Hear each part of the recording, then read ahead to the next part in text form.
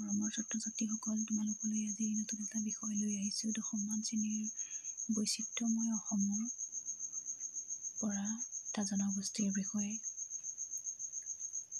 দেউৰী জনগোষ্ঠী। তোমালোকে দেউৰী জনগোষ্ঠী চিনি পাইছা চাগৈ, দেউৰী কোন নহয়। আহাচোন আমি আজি সেই দেউৰী জনগোষ্ঠীৰ বিষয়ে আলোচনা কৰোঁ। তোমালোকে জানা যে দেউৰীসকল ক'ৰ হয়, আৰু দেউৰীসকল যে অৰুণাচল প্ৰদেশকে ধৰি ব্ৰহ্মপুত্ৰৰ উপত্যকাৰ উজনি অঞ্চলত বাস কৰে দেউৰীসকলে। তোমালোকে নিশ্চয় জানা এই কথাটো। আহাচোন তাকে আমি আলোচনা কৰিম। অসম তথা পূৰ্বাঞ্চলৰ মংগোলয়তসকলৰ ভিতৰত দেউৰীসকল অন্যতম জনগোষ্ঠী। মংগোলয়ত নৃগোষ্ঠীৰ অন্তৰ্গত দেউৰীসকল উত্তৰ-পূব দিশৰ পৰা অসমলৈ প্ৰব্ৰজন ঘটে। ব্ৰহ্মপুত্ৰৰ উজনি অসমত বৰ্তমান অৰুণাচল প্ৰদেশৰ লোহিত জিলাৰ অন্তৰ্গত জৈদাম পাহাৰৰ আশে-পাশে বাস কৰিবলৈ লয়। দেউৰীসকলৰ কথা কৈ আছোঁ। আৰু দেউৰীসকলৰ সামাজিকভাৱে 4টা খেলত বিভক্ত: দিবঙীয়া, টেঙাপনীয়া, বৰগঞা আৰু পাতৰগঞা। এইকেইটা হ'ল দেউৰীসকলৰ সামাজিকভাৱে বিভক্ত খেল। দিবাং নদীৰ পাৰত বসবাস কৰাসকল দিবঙীয়া আৰু টেঙাপানী নদীৰ পাৰত বসবাস কৰাসকল টেঙাপনীয়া। বৰ নদীৰ পাৰত থকাসকলক বৰগঞা আৰু পাতশদিয়াত থকাসকলক পাতৰগঞা হিচাপে জনা যায়। এইখিনি হ'ল দেউৰীসকলৰ সামাজিকভাৱে বিভক্ত খেলখিনি। শদিয়া অঞ্চলতেই দেউৰীসকল বহু বছৰ ধৰি বসবাস কৰি আছিল।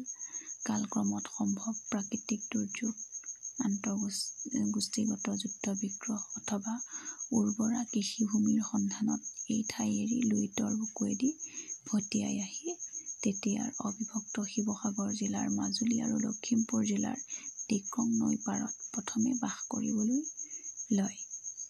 তাৰ পৰা পিছত বিভিন্ন ঠাইলৈ সম্প্ৰসাৰণ ঘটে। দেউৰীসকল বৰ্তমান উজনি অসমৰ 8খন জিলাত আছে: তিনিচুকীয়া, ডিব্ৰুগড়, শিৱসাগৰ, যোৰহাট, মাজুলী, ধেমাজি, লখিমপুৰ আৰু বিশ্বনাথ জিলাত। দেউৰীসকলে নিজকে জিম ছনায়া বুলি চিনাকি দিয়ে। দেউৰীসকল এটা স্বকীয় বৈশিষ্ট্যৰে পৰিপূৰ্ণ খিলঞ্জীয়া জনগোষ্ঠী হয়, আৰু ভাৰতীয় সংবিধানে তেওঁলোকক অনুসূচিত জনজাতি হিচাপে স্বীকৃতিও দিছে। এইখিনি হ'ল দেউৰীসকলৰ খেল। তাৰপিছত বৰ্তমান ক'ত দেউৰীসকল বসবাস কৰি আছে, এই গোটেইখিনি দেউৰীসকলৰ বিষয়ে। তাৰ পাছতে আহিল দেউৰীসকলৰ ভাষা। দেউৰী ভাষা মূলতঃ চীন-তিব্বতীয় ভাষা জনগোষ্ঠীৰ তিব্বত-বৰ্মীয় ভাষা পৰিয়ালৰ বড়ো ভাষাৰ অন্তৰ্গত। এই ভাষাটোৰ স্বকীয় কিছুমান বৈশিষ্ট্য আছে। 2005 চনৰ 28 জানুৱাৰী তাৰিখে অসম চৰকাৰে দেউৰী ভাষাক চৰকাৰী ভাষাৰূপে স্বীকৃতি দিয়ে। প্ৰাথমিক পৰ্যায়ত এই ভাষা বিষয় হিচাপে প্ৰৱৰ্তন কৰাৰ সিদ্ধান্ত লয়।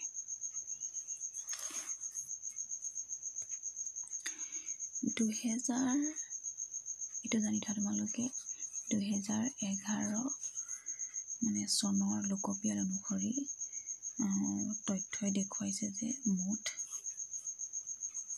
27,441 জনে দেউৰী ভাষা কয়। এই কথাটো তোমালোকে জানি থবা অতিৰিক্ত হিচাপে। তাৰ পাছতে ধৰ্ম।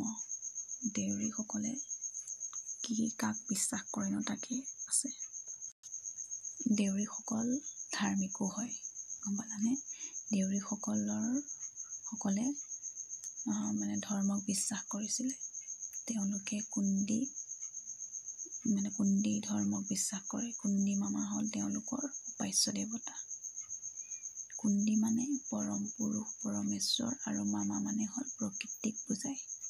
এই কুণ্ডী মামাই বিশ্ব ব্ৰহ্মাণ্ডৰ সৃষ্টিকৰ্তা আৰু পালনকৰ্তা বুলি তেওঁলোকে বিশ্বাস কৰে।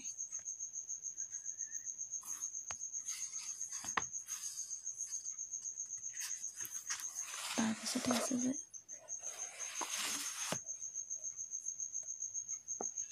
দেউৰীসকল সাধাৰণতে কৃষিজীৱী লোক।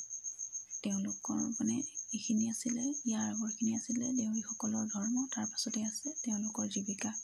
তেওঁলোক হ'ল কৃষিজীৱী লোক। তেওঁলোকৰ জীৱন আৰু জীৱিকা খেতিৰ ওপৰতে বহু পৰিমাণে নিৰ্ভৰ কৰে। ধান, মাহ, সৰিয়হ, মৰাপাট আৰু বিভিন্ন ধৰণৰ শাক পাচলি তেওঁলোকে খেতি কৰে আৰু তেওঁলোকৰ প্ৰধান খেতি। বাসস্থানৰ বাবে সাধাৰণতে তেওঁলোকে নৈপৰীয়া অঞ্চলৰ ঠাই নিৰ্ধাৰণ কৰে। দেউৰীসকলে তাহানিৰে পৰা কাঠ, বাঁহ, বেত আৰু খেৰেৰে চাংঘৰ সাজি বাস কৰি আহিছে। এইখিনি হ'ল দেউৰীসকলৰ জীৱিকাৰ কথা আছে আৰু ঘৰৰ কথা, তেওঁলোকে বাস কৰা ঘৰবোৰ কেনেকুৱা। তাৰ পাছতে আছে দেউৰীসকলৰ উৎসৱ। সমগ্ৰ অসমত সকলোৱে পালন কৰা ৰঙালী বিহু, মাঘ বিহু, কাতি বিহু দেউৰীসকলেও পালন কৰে। তদুপৰি তেওঁলোকৰ সুকীয়া কিন্তু কৃষিভিত্তিক উৎসৱ আছে। বিবাহ, বছু, গিবা, মেচু, বসন্ত আদৰণি উৎসৱ এইটো হ'ল। তাৰপিছত বিহু উৎসৱ হ'ল চিগা, দাগা, ৰেবাজ, বিচু, দাবে বা মেচু, মিতি, দেৰু বা মেচু, এইটোৰ ৰাজ কেবাং ধৰ্মৰ লগত জড়িত আৰু শাওণীয়া পূজা হয়। তাৰপিছত এইখিনি হ'ল দেউৰীসকলৰ উৎসৱ। সাজপাৰৰ ক্ষেত্ৰত দেউৰীসকলৰ পুৰুষে ঘৰত বোৱা চুৰিয়া, গামোচা লয়। তাৰপিছত উৎসৱ যদি হয় তেনেহ'লে চেলেঙো লয়। তাৰপিছত মহিলাই কঁকালত মেখেলা পিন্ধে, বুকুত পাউগা টঙালি মেৰিয়াই বান্ধে। গাভৰুসকলে ৰং বিৰঙৰ সূতাৰে গোঁঠা ধুনীয়া ৰছী বা জৰিৰে এডাল মেৰিয়াই লয়। আৰু বিবাহিতসকলে লহঙা বা মেৰণি বিবাহিতবোৰে লয় বা ৰিহা এনেকুৱা ধৰণৰ সাজ পিন্ধে। মহিলাসকলে কামৰ সময়ত মূৰত আকৌ মজুৰি বা টকয়া মাৰি লয়, এনেই উৰণি লয় আৰু সেইটো। তাৰপিছত তিৰোতাই খোপাত আকৌ বন্ধা ফুলাম গামোচাখনক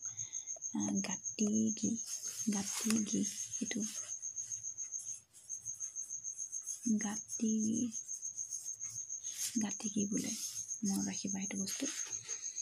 তাৰপাছতে কাপোৰত ৰঙা, নীলা, হালধীয়া, ক'লা সূতাৰে পানকটা ফুল বা জ্যামিতিক আকাৰৰ নিচিনা আৰু তিনিকোণীয়া ফুল বাছে। তাৰপিছত দেউৰী মহিলাই বাখৰ, খটুৱা জাংফাই, কেৰু, উজনি বা তেনেকুৱা পোৱাল